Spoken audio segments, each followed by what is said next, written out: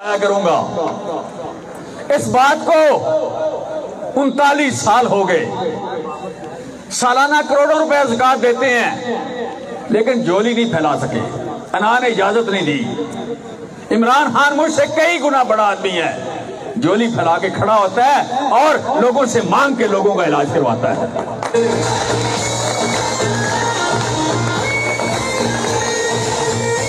मुझे मरियम बीबी कहती है हम मांगने वाले हैं, हमें जरदारी और बिलावल कहते हैं हम मांगने वाले हैं। हम कहते हैं कि हम किसी की टांग के साथ बम बांध के पैसे नहीं छीनते, हम मनी लॉन्ड्रिंग नहीं करते, हमारे नौकरों के अकाउंट से 2.5 रुपया नहीं निकलता।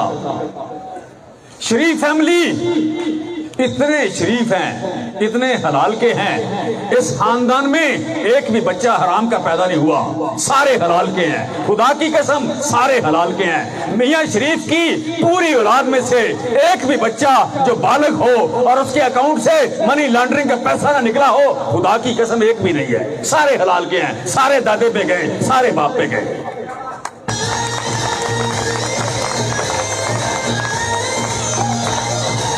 वो जो कहता था कि मैंने एक डेले की करप्शन नहीं की, अभी उसके अकाउंट से, उसके बेटे के अकाउंट से, उसकी बीवियों के अकाउंट से 32 अरब रुपया मनी लॉन्ड्रिंग का निकला है।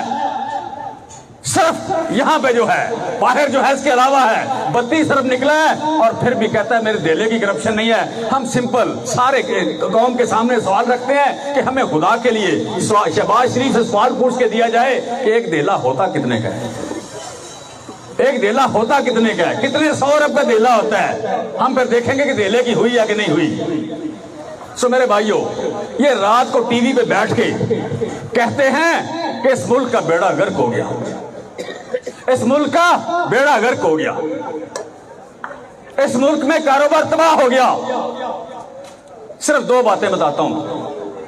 पिछले साल कारें, मोटरसाइकिलें और ट्रैक्टर 30% से लेकर 70% ज्यादा बिके। कारें, मोटरसाइकिल और ट्रैक्टर 70% तक ज्यादा बिके। 6-6 महीने लाइनें लगी हुई हैं, बुक है, कारें पूरी नहीं आ रही। पिछले सालों से 70% ज्यादा बढ़ रही हैं। 2011 के बाद पहली बार टेक्सटाइल की एक्सपोर्ट $5 अरब बढ़ गई, पूरी एक्सपोर्ट बढ़ गई।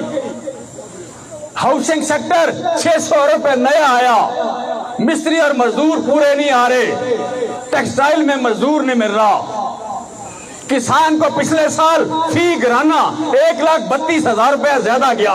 83 लाख किसानों के घरानों में 1,32,000 रुपया औसतन ज्यादा गया। और ये कहते हैं बेड़ा गर्क हो गया है। बिल्कुल बेड़ा गर्क हुआ है उन लोगों का जिनका कारोबार मनी लॉन्ड्रिंग था, जिनका कारोबार चोरी चुकारी था, उनका बेड़ा गर्क हुआ है। फिर आखिरी जो एग्जांपल देता हूं इसकी, ये कहते हैं कारोबार का बेड़ा गर्क हो गया। पिछले साल हमारी गवर्नमेंट ने 800 अरब रुपया टैक्स ज्यादा इकट्ठा किया। इस साल 1,000 रुपया, बल्कि ना सॉरी, पिछले साल 800, इस साल 1,300 रुपया टैक्स ज्यादा इकट्ठा हो रहा है। लोग एक साल 800 अरब टैक्स ज्यादा दें, अगले साल 1,300 अरब और ज्यादा दें। ये बताएं, अगर किसी की आमदन कम हो जाए तो टैक्स कम इकट्ठा होगा या ज्यादा? कम होना था, 1,300 अरब बढ़ गया। इमरान खान के दौर में गरीबों के, इस मुल्क के, इस स्टेट के सारे मसाइल का रुख गरीब की तरफ हुआ। और जब कोरोना आया, 1.5 अरब घराने को यहां पे खामोशी से, न मेरी, न मलिक असद की, न एजाज जाल की, किसी की चिट के बगैर आपको 12-12 हजार रुपया मिला। 1.5 करोड़ घराने को खामोशी से मिला। ज़कात कमेटियां बनी हैं, किसकी सिफारिश से आपको पैसे मिलते हैं? क्या मेरिट पे मिलते हैं कि नहीं मिलते? हाथ खड़ा करके बताएं। पैसे ज़कात के मेरिट पे मिलते हैं कि नहीं मिलते? कोरोना के मेरिट पे मिलते हैं कि नहीं मिलते? कर्जे मेरिट पे मिलते हैं कि नहीं मिलते? नौकरियां मेरिट पे मिलती हैं कि नहीं मिलती?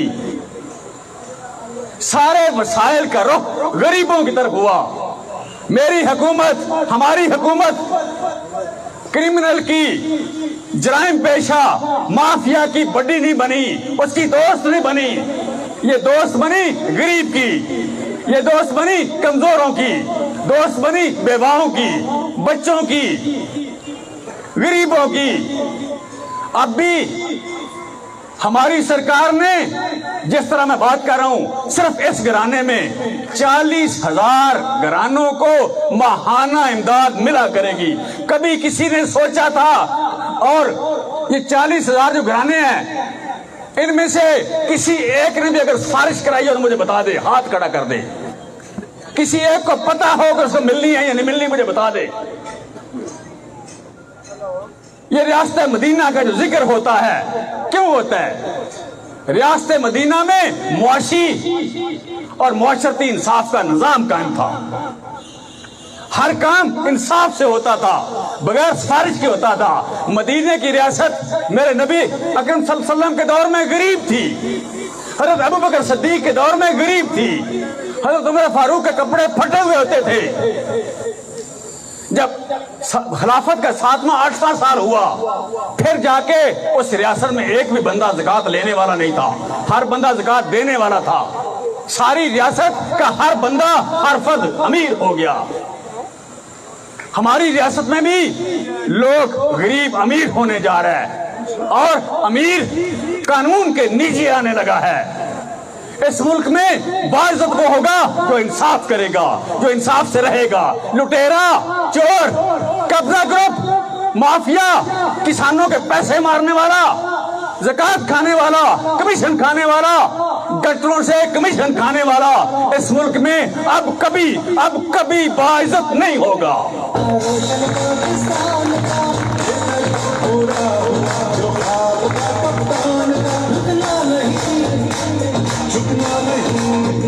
आखिरी बात महंगाई की कर दूं मैं, आखिरी बात महंगाई की कर दूं मैं। मेरे मुल्क में मेरे भाइयों, मैंने डान टीवी पे बैठा हुआ था मैं, तो मैंने कहा दुनिया के 193 मुल्कों में सबसे सस्ता मुल्क पाकिस्तान है। वो बड़े हैरान हुए। तो मैंने कहा डान जो है इसमें इकोनॉमिक्स बहुत है। मैं स्टेटमेंट दे रहा हूं, आप यूं करें कि आप सारे जाके स्टेटमेंट को क्लियर करें और फिर हम दोबारा प्रोग्राम कर लेते हैं। मैं रास्ते में था, मुझे मीर इब्राहिम जंग वाले जियो वाले, उनका फोन आया। कहते चीमा साहब आपने ये स्टेटमेंट दी है। मैंने कहा हाँ जी दी है। कहते आप इसको प्रूव कर सकते हैं? मैंने कहा जी हाँ मैं प्रूव कर सकता हूँ। मैंने कहा मैं प्रूव कर सकता हूँ, आप इसको अदरवाइज प्रूव कर दें। उन्होंने कहा मैं आपके पास अपने इकोनॉमिक्स भेजूंगा। मैंने कहा भेजना। अब भी बहुत सारे चैनल्स पे, बहुत सारी जगह पे, बहुत सारी प्रेस कॉन्फ्रेंस, मैंने कहा आज मैं एक्सप्रेस में था, वहां भी ये बात हुई। मैंने कहा न्यूयॉर्क स्टैंडर्ड है सारे मुल्कों का, वहां जो चीज 100 रुपए की मिलती है मेरे मुल्क में 18 रुपए 30 पैसे की मिलती है। अफगानिस्तान में 24 रुपए की मिलती है, इंडिया में 25 रुपए की मिलती है, बांग्लादेश में 32 रुपए की वो चीज मिलती है। इसी तरह बाकी बहुत सारे महंगे महंगे मुल्क हैं, सबसे सस्ता मेरा मुल्क है।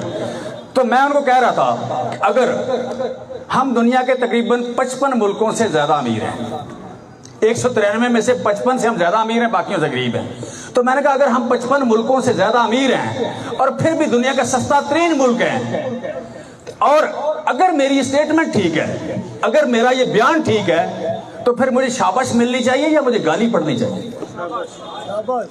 ये परफॉर्मेंस है मेरे वजीर आजम की, ये परफॉर्मेंस है हमारी गवर्नमेंट की। दुनिया तेल हम इस वक्त 137 रुपए है।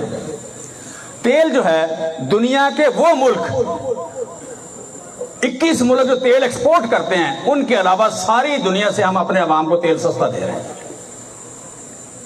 जब सस्ता दे रहे हैं, आटा इस दुनिया में 55 रुपए किलो यहां मिलता। अच्छा ये बताएं 55 रुपए किलो मिलता कि नहीं मिलता? 1100 का बैग मिलता कि नहीं मिलता? 1100 का बैग 55 रुपए बनता है। यही आटा बांग्लादेश में 80 रुपए है, अफगानिस्तान में 82 रुपए है, श्रीलंका में 100 रुपए से ज्यादा है, इंडिया में 61 रुपए है। अगर आटा भी यहां सस्ता है, घी भी यहां सस्ता है, सब्जी भी यहां सस्ती है, और फिर 40,000 घरानों को इमदाद भी मिलती है, तो फिर मेरे वजीर आज़म को शाबाश मिलनी चाहिए या नहीं मिलनी चाहिए? और ये कहते हैं कि महंगाई है, डेफिनेटली सारी दुनिया में आई। और हमें, मैं जब पहले दिन आया, मुझे पूछ रहे हैं सर आप बताएं जब महंगाई है तो आप क्या मुंह कर लेके जाएंगे, लोगों को क्या बताएंगे? मैंने कहा मैं लोगों को बताऊंगा कि मेरा वजीर आज़म सबसे ज्यादा ईमानदार है। मैं बताऊंगा कि हमने मनी लॉन्ड्रिंग नहीं की, मैं बताऊंगा जो महंगाई है ये कतर ने की है, ये सऊदी अरब ने अपना तेल महंगा किया है, ये रशिया ने अपनी गैस महंगी की है, ये कुवैत ने तेल महंगा किया है। इसमें मेरा कसूर नहीं है, मैं सिर्फ ये करता हूं, मैं टैक्स कम से कम लेता हूं, कम से कम टैक्स लेके मैं दुनिया के तमाम मुल्कों से तेल सस्ता बेचता हूं। सो मेरे भाइयों, आप यहाँ पे सपोर्टर हैं, वोटर नहीं है। आपने गली मोहल्ले में जाना है, लोगों से आपका सवाल होगा, तो आप सर ऊंचा करके, हाथ ऊंचा करके कहना कि हम दुनिया के 193 मुल्कों में से सबसे सस्ते हैं। हाँ, एक मसला है कि हमारी आमदन थोड़ी है, बहुत सारे मुल्कों से थोड़ी है, लेकिन ये सदियों का कर्ज है। हम पिछले 74 साल में अमीर नहीं हो सके, और जिन्होंने नहीं होने दिया वो कौन थे? वो वही थे जिनकी जायदादें बाहर हैं। सो अब ये मुल्क अमीर होने जा रहा है, तेजी से तरक्की करने वाला ये मुल्क बन रहा है। हम आपके साथ हैं, हम आपको सपोर्ट करेंगे। यहाँ पे ये शहर है, गांव नहीं है। यहाँ कच्ची गलियां, यहाँ पे डेंगी फैला हुआ, यहाँ पे सड़कें ना होना, यहाँ पे बिजली ना होना, यहाँ पे 1985 के बाद सड़क ना बनना, ये नहीं होगा। अब हर जगह तरक्की होगी। असद खोखर साहब ने जिस तरह यहाँ पे किया है, हम छोटे मोटे सारे काम आप हमसे अभी करवा लें, छोटे मोटे सारे काम अभी करवा लें, पानी के, बिजली के, गैस के सारे काम करवा लें, नौकरियों के भी करवा लें। लेकिन इलेक्शन के बाद हम पे पाबंदी नहीं होगी, सारे बड़े काम उससे करा लेना। आप हमें इज्जत दें, मैं वज़ीर-ए-आज़म पाकिस्तान के पास जाऊंगा और उन्हें कहूंगा इस हल्के ने आप पे एहसान किया है, इस हल्के ने आपको इज्जत दी है, हमें यहाँ के लिए 5 अरब रुपया दें, हम इस हल्के की एक एक सड़क, एक एक गली, कच्ची गली पक्का करेंगे।